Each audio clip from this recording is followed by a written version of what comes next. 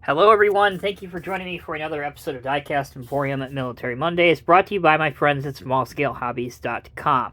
We're going to get right into it this week. We have a lot to cover. Initially, I was going to do this video in two parts, but I decided it probably would make the most sense to show all of the trailer combinations in one video so collectors can make an informed decision and know what's out there. So, subject of today's video is going to be the Patriot missile system.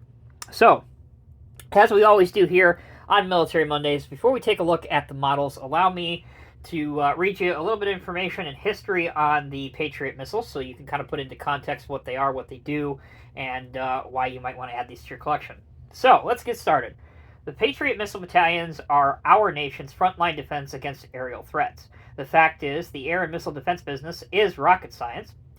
The Patriot Advanced Capability 2, or PAC-2 for short, were the kind of Patriot missiles and launcher systems used during the 1991 Gulf War. The Patriot was originally designed to shoot down planes and not missiles.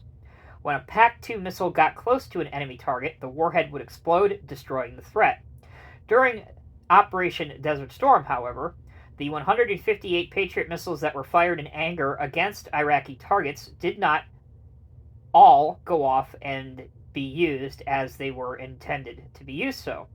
They were used against the Al Hussein missile and long-range missiles, known as Scud missiles, and as I said, to a varying degree of success. Most of the time, the Patriot destroyed the missiles, but not the attached warhead, which unfortunately still left a world of hurt. The newer version of the Patriot missiles, those that were used in Afghanistan and Iraq, were called the PAC-3. It uses hit-to-kill technology, which basically means the missile smashes directly into a target instead of exploding near a target. There are several main components of a modern Patriot battery. And allow me to use the models as well. Models. You have the Patriot launcher itself, this vehicle right here. You have the radar station, which is here, the radar set. And again, we'll cover these in more detail when we get to the models. And what you don't see, because it's not available at the time that I'm filming this review, is the third main component, and that is the Engagement Control Station, or ECS for short. Normally, that is located in a 5-ton truck, and it's usually basically like a small container with computers and all kinds of fun stuff. So that's a model that needs to be made 187 scale to complete your Patriot display. So the trailer, the trailers themselves, the radar trailer and the launcher trailer, once set up and deployed, these can rotate 360 degrees around. So, there you go. The main improvement of the PAC-3 missile versus the PAC-2 that we talked about was used in Desert Storm is that the PAC-3 contain, it's hard to see on this model, but the PAC-3s contain a total of 4 pods with 4 missiles in each for a total of 16 missiles. The PAC-2 only had 4 missiles altogether. So there'd be 1, 2, 3, 4 in this one, 1, 2, 3, 4 in this one, and 1, 2, 3, 4 in this one, and 1, 2, 3, 4 in this one. Again, it's kind of hard to see on the model, but you get the gist of things. Also, the effective range of a Patriot missile is classified, but the PAC-3 system covers more than 3 times the area over the previous PAC-2 system. It only takes around 9 seconds from when a threat is identified to when a missile is launched to intercept it. As with everything, especially in technology, the Patriot missiles and related equipment are constantly being upgraded and modified. PAC-3 system upgrades continue under the International Engineering Services Program, IESP for short, which includes all of the countries that rely on the Patriot for integrated air and missile defense, such as us, the United States, the Netherlands, Germany, Japan, Israel, Kuwait, Saudi Arabia, Greece, Taiwan, Spain, South Korea, the UAE, Qatar, Romania, Sweden, Poland, and Bahrain. All right. 5 minutes into the video, that's some background of the real things. I know it's kind of a lot of information, but it is important. Let's now take a look at the models that you see. They are 187 3D printed by a company called Germania. They retail on the Small Scale Hobbies website for about $35 each. You get the launcher trailer, seen here, in a firing position. You get the radar trailer in a deployed position, as seen here. And then you get the same trailers in a transport mode. So here's the Patriot missile in a transport mode. These are great if you want to outfit a flat car or put them behind the Hammett tactical truck, which I believe is an M983. And then here's the radar trailer, collapsed and in transport mode as well. Let's take a look at the radar trailer a little bit closer now.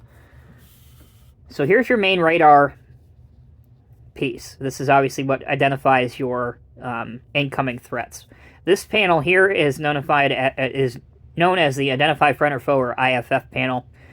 This smaller radar here, this is what tracks the missile once it's been fired and also guides it into the target.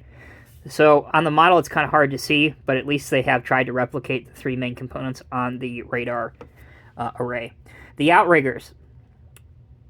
Obviously, in the deployed version, you want the outriggers out or deployed. And even with my lack of expert modeling skill, I got this to sit pretty level and evenly.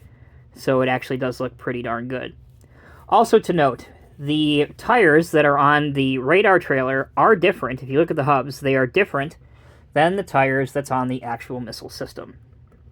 So if you plan on getting all these, that was an issue that I almost completely overlooked, so just know that that's out there. So here again is the Patriot missile firing in the firing mode with the outriggers and stuff down. And then very quickly we'll take a look at, because they're basically the same thing.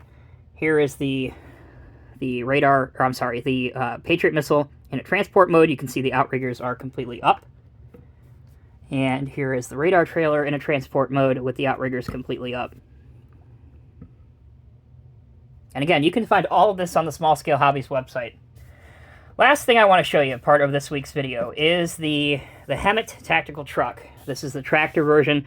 You've actually seen this on Military Mondays before. You've seen this truck on Military Mondays before, but it was the Trident version. This is by Germania as well.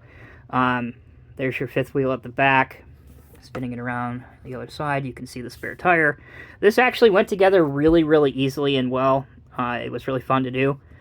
And you can purchase the truck separately, so if you don't want anything to do with the Patriots, they don't fit your collection for whatever reason, you can still pick up this Hammett tactical truck if you're pulling like military lowboys around, for example, or other military trailers. So that will do it for this week's episode. I hope you guys have enjoyed this video. Obviously, something that I've wanted to have a model of for a number of years. That's really surprising to me that this is really the first I've seen. I think that Arsenal M did these a number of years ago, but I don't have those in my collection. So if you want the Patriot missile launchers, if you want the radar, here's your opportunity. And I hope in the very near future it does bear repeating, that we get the electronic control station or the fire control station as well to complete it. So there you go, guys. That will wrap up this video. Thank you again so much for watching. If you found this video informative and or somewhat enjoyable, please let me know down in the comment section below. If you take a look at your screen right now, you'll see a playlist of all of the other Military Mondays that have been filmed to date, so be sure to check that out as well. Take care, be well. I'll see you in the next review.